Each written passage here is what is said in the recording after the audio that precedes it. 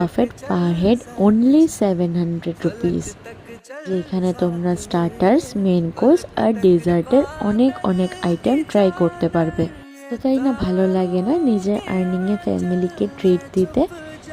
Lastly আমরা dessert try করলাম আর বিল দিলাম, আর সেখান থেকে বেরিয়ে গেলাম। জায়গাটার নাম হলো রেসিপিস বাই 10 রেস্টুরেন্ট।